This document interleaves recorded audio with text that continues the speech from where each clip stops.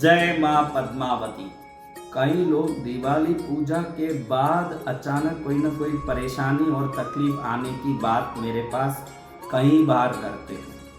खास ध्यान रखने जैसी बात है कि दिवाली की जो कलश पूजा करते हो, इस पूजा के बाद उस कलश की लक्ष्मी को विसर्जन कभी नहीं करना चाहिए, जिसको करके घर में आर्थिक परेशानियां और संकट भी प्रकट हो जाती है।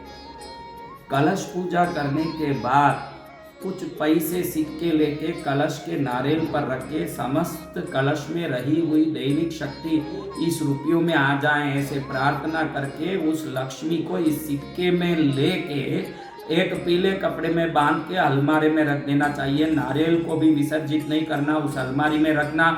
अगले साल अगला नारियल रखने के बाद, पूजा होने के बाद इस नारियल को उठाना चाहिए और जो कलश का जल है इसको भी घर में ही छांटना चाहिए, पूरे घर के अंदर बाहर छांटना चाहिए। यानी इसकी एक भी चीज विसर्जित नहीं होगी, क्योंकि जिस घर में लक्ष्मी विसर्जित हो जाती है वहीं से सभी दैविक शक्तियां विसर्जित होकर सभी प्रकार से दरिद्रता का योग उस घर में उत्पन्न हो जाता है। कई लोग गणेश चतुर्थी के विसर्जन जैसे, नवरात्रि के दुर्गा विसर्जन जैसे इसका भी विसर्जन करते हैं। दुर्गा माँ को तो हम एक प्रतिपदा के दिन, एकम के दिन आई हुई समझ के दशमी के दिन विसर्जित करते हैं। गणपति को भी आई हुई समझ के विसर्जित करते हैं। लक्ष्मी आई हुई नहीं, सदा उस घर में थी, है और रहेगी। ये ध्यान रखे, लक्ष्मी पूजा के कोई भी वस्तु को विसर्जित न करें। मिठाई फल भी पूरा खुद खाएं, इधर उधर किसी में ना बांटें और सभी चीजों को पूर्ण रूप से उपयोग करके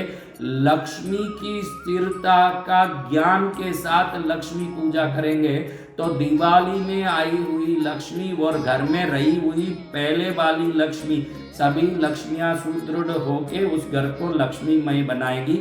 आप समझ गए होंगे मेरी बात को। इसका ध्यान रख के घर में पूजा पाठ करें। लक्ष्मी कभी विसर्जित नहीं होती, उनकी पूजा की सामग्री भी विसर्जित नहीं होते। ध्यान रखें। जय मां महालक्ष्मी।